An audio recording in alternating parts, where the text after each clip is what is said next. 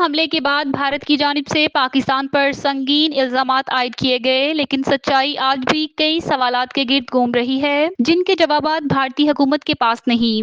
हमले को जवाब बनाकर भारत ने पाकिस्तान के खिलाफ जारहियत की, मगर पाकिस्तान के फौरी और मुंह तोड़ रद्द-ए-अमल के बाद जंग बंदी हुई।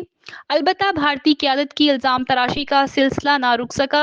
इस सारे मामले में भारत ने अपनी नाकामी छुपाने के लिए एक झूठी कहानी तराशी और अवाम को गुमराह करने की कोशिश की। शशि थरूर के बेटे ने जब हमले में पाकिस्तान के मुलव्विस होने की शवाहद का सवाल किया तो उसे ये जवाब मिला कि किसी ने भी हमें कोई सबूत फराहम नहीं किया, बस मीडिया ने बात उठाई। पाकिस्तान के नायब वज़ीर आज़म ने 24 अप्रैल को वाज़ेह कर दिया था कि भारत के पास अगर कोई सबूत है तो वो दुनिया भर से शेयर किए जाएं, क्योंकि पाकिस्तान के खिलाफ लगाए गए इल्जामात बेबुनियाद हैं। 26 अप्रैल को वज़ीर आज़म शहबाज शरीफ ने भी वाज़ेह कर दिया था कि पाकिस्तान ऐसी किसी भी गैर जानिबदार और शफाफ तहकीकात में शामिल होने को तैयार है जो हकीकत सामने लाए। साबिक भारतीय मेंबर पार्लियामेंट समारा रंजीत सिंह मान ने भी तस्लीम किया था कि भारत के पास हमले में पाकिस्तान के मुलव्विस होने के कोई शवाहद मौजूद नहीं।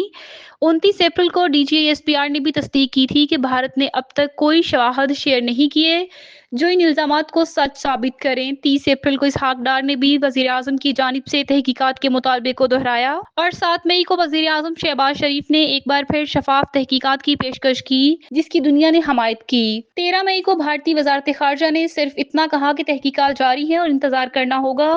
15 मई को DGASPR ने कहा कि दुनिया को हर साल भारत के झूठे बयानिए से खबरदार रहना होगा जो पाकिस्तान को दहशतगर्द मुल्क के तौर पर पेश करने की कोशिश करता है। शशि थरूर ने दावा किया कि हमले के 45 मिनट बाद ही TRF ग्रुप ने जिम्मेदारी कबूल की। TRF ने भी 25 मई को इसकी वाज़ेह तरदीद की, जिसे भारतीय मीडिया ने भी रिपोर्ट किया। इसके अलावा भारतीय खुफिया एजेंसियों की ऐसी दस्तावेज भी सामने आई जो इस वाक़े को फॉल्स फ्लैग ऑपरेशन साबित करती है। शशि थरूर ने यह दावा भी किया है कि हमले के बाद जैश मोहम्मद के अफराद मारे गए, जिनके जनाजों में पाकिस्तानी आर्मी ऑफिसर्स शामिल हुए थे, लेकिन हकायक इसके बरक्स निकले।